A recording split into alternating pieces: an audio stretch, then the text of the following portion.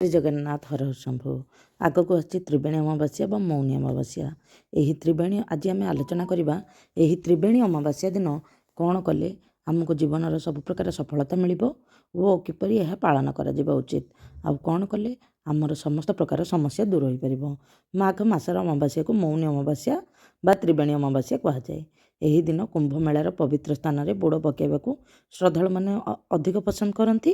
ଅନେକ ଧାର୍ମିକ ବ୍ୟକ୍ତି ଏହି ତ୍ରିବେଣୀ ସଙ୍ଗମରେ ସ୍ନାନପୂର୍ବକ ମୌନ ବ୍ରତ ପାଳନ କରନ୍ତି।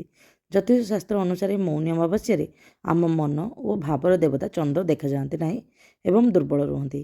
ତେଣୁ ବ୍ୟକ୍ତି କୌଣସି ଗୁରୁତ୍ୱପୂର୍ଣ୍ଣ ନିଷ୍ପତ୍ତି ଏହି ଦିନ ନେଇପାରନ୍ତି ନାହିଁ। ତାହା ଛଡ଼ା ବର୍ଷକରେ ଥରେ ମକର ରାଶିକୁ ଗମନ କରନ୍ତି ରବି ବା ସୂର୍ଯ୍ୟ। ଶନି ହେଉଛନ୍ତି ମକରର ସ୍ୱାମୀ ବା ପ୍ରଭୁ ଏବଂ ଚନ୍ଦ୍ରଙ୍କର ବିରୋଧୀ। ମକରରେ ରବିଙ୍କର ଆସ୍ଥାନ ଦ୍ୱାରା ମକର ଓ ଶନିଙ୍କର ପ୍ରଭାବ ବୃଦ୍ଧି ପାଏ। ଫଳରେ ଚନ୍ଦ୍ର ଆହୁରି ଦୁର୍ବଳ ହୋଇଯାଆନ୍ତି। ଚନ୍ଦ୍ରଙ୍କ ଦ୍ୱାରା ଆମର ମନ ଓ ଭାବ ନିୟନ୍ତ୍ରଣ ହୋଇଥାଏ।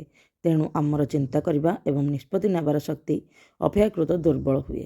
ତେଣୁ ମୌନି ଅମାବାସ୍ୟା ଦିନ ଅଧିକ କଥାବାର୍ତ୍ତା ନ କରି ମୌନ ବ୍ରତ ଅବଲମ୍ବନ କରିବା ଉଚିତ। ମାଘ ସ୍ନାନ ଦ୍ୱାରା ପୁଣ୍ୟ ଅର୍ଜନ ହୁଏ ବୋଲି ବିଶ୍ୱାସ ଅଛି। ମୌନି ଅମାବାସ୍ୟାରେ ତୀର୍ଥସ୍ଥଳରେ ବୁଡ଼ ଉପବାସ ପାଳନ ଓ ବିଷ୍ଣୁଙ୍କୁ ପୂଜା କଲେ ମହାପୁଣ୍ୟ ମିଳେ। ପିପଳ ବୃକ୍ଷକୁ ଏହି ଦିନ ପ୍ରଦକ୍ଷିଣ କରିବାର ବିଧି ମଧ୍ୟ ରହିଛି। ମକର ମାସ ସାରା ପ୍ରୟାଗର ସଙ୍ଗମ ସ୍ଥଳରେ ହିନ୍ଦୁ ଭକ୍ତ ଓ ଶ୍ରଦ୍ଧାଳୁମାନେ ସ୍ନାନ, ଦାନ ଓ ପୂଜାର୍ଚ୍ଚନା ବା କଳ୍ପବାସ କରି ମୌନି ଅମାବାସ୍ୟାକୁ ଅପେକ୍ଷା କରିଥାନ୍ତି।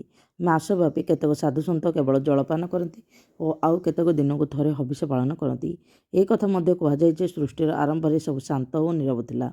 ତାପରେ ସୃଷ୍ଟି ହେଲା ଶବ୍ଦ ଏବଂ ଏହି ଶବ୍ଦ ଥିଲା ଓମ୍ ବା ବ୍ରହ୍ମନାଦ। ପ୍ରତ୍ୟେକ ଶବ୍ଦର ଅଛି ଶକ୍ତି ଏବଂ ଏହି ଶକ୍ତି ହିଁ ଚତୁଃପାର୍ଶ୍ୱର ପରିସ୍ଥିତିକୁ ପରିବର୍ତ୍ତନ କରିଥାଏ। ମୌନି ଅମାବାସ୍ୟାରେ ମୌନ ରହିଲେ ଶରୀରରେ ପ୍ରାଣ ସଂରକ୍ଷିତ ହୋଇ ରହେ। ଏହା ଶକ୍ତି ଓ ସାମର୍ଥ୍ୟ ପ୍ରଦାନ କରେ ବୋଲି ବିଶ୍ୱାସ ଅଛି। ଏହାର ଅନ୍ୟ ନାମ ହେଉଛି ତ୍ରିବେଣୀ ଅମାବାସ୍ୟା ବା ବିରଜା ଅମାବାସ୍ୟା। ଏହା ମାଙ୍କର ଜନ୍ମଦିନ ବୋଲି ବିଶ୍ୱାସ କରାଯାଏ।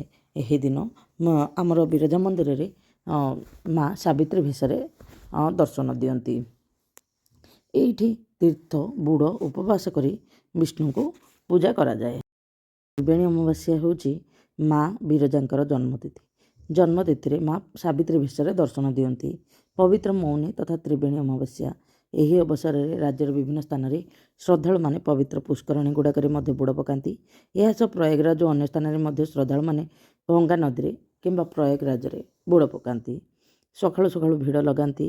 ତାପରେ ପୂଜାର୍ଚ୍ଚନା କରନ୍ତି। କେହି ପିତୃପୁରୁଷଙ୍କ ଅର୍ଥ ପିଣ୍ଡଦାନ ମଧ୍ୟ କରନ୍ତି।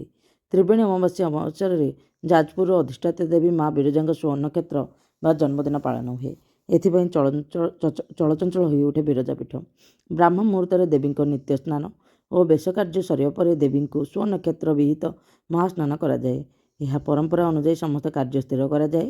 ମା ବିରଜାଙ୍କ ଜନ୍ମୋତ୍ସବ ଅବସରରେ ମନ୍ଦିରକୁ ଫୁଲ ଓ ଆଲୋକମାଳାରେ ସଜାଯାଏ ଓ ବିଭିନ୍ନ ପ୍ରକାର ରିଚୁଆଲ୍ସ ହୁଏ। ସ୍ନାନ ପରେ ଶ୍ରଦ୍ଧାଳୁଙ୍କୁ ସାବିତ୍ରୀ ବେଶରେ ଦର୍ଶନ ଦିଅନ୍ତି ମା ବିରଜା। ତେବେ ମାଙ୍କର ଏହି ଅନନ୍ୟ ବେଶର ଦର୍ଶନ ପାଇଁ ପ୍ରବଳ ଭକ୍ତଙ୍କର ସମାଗମ ହୁଏ। ତାପରେ ଏହି ଉତ୍ସବ ବହୁତ ଭଲ ଭାବରେ ପାଳନ କରାଯାଏ। ଏହା ହେଲା ମୌନି ଅମାବାସ୍ୟା ବା ତ୍ରିବେଣୀ ଅମାବାସ୍ୟାର କଥା। ଆପଣଙ୍କୁ ଯଦି ଏହି ତଥ୍ୟ ଭଲ ଲାଗିଲା ନିଶ୍ଚିତ ଭାବେ ଲାଇକ୍, ସେୟାର ଆଣ୍ଡ ସବସ୍କ୍ରାଇବ୍ କରିଦେବେ ଓ ସମସ୍ତଙ୍କୁ ନିଶ୍ଚିତ ଭାବରେ ସେୟାର କରିଦେବେ। ଏହି ମୌନି ଅମାବାସ୍ୟା ଦିନ ଆପଣ ନିଶ୍ଚିତ ଭାବରେ ବୁଡ଼ ପକାଇ ପାରିବେ। ଏହା ମହାସ୍ନାନ ଯୋଗ, ସାହି ସ୍ନାନ ଯୋଗ ମଧ୍ୟରୁ ଅନ୍ୟତମ। ଯଦି ଆପଣ ଯାଇପାରୁନାହାନ୍ତି ଏହି ଦିନ ପ୍ରଭାତରୁ ମାନେ ବ୍ରହ୍ମ ମୁହୂର୍ତ୍ତରେ ଆପଣ ଘରେ ହିଁ ତ୍ରିବେଣୀ ସଙ୍ଗମ ଜଳରେ କିମ୍ବା ଗଙ୍ଗା ଜଳରେ ସ୍ନାନ କରିପାରିବେ। ସେଥିପାଇଁ ଭିଡ଼ିଓ ଅଲରେଡ଼ି ବନେଇ ସାରିଛି, ଆପଣ ନିଶ୍ଚିତ ଭାବେ ଦେଖିଦେବେ। ଜୟ ଜଗନ୍ନାଥ, ହର ହର ଶମ୍ଭୁ।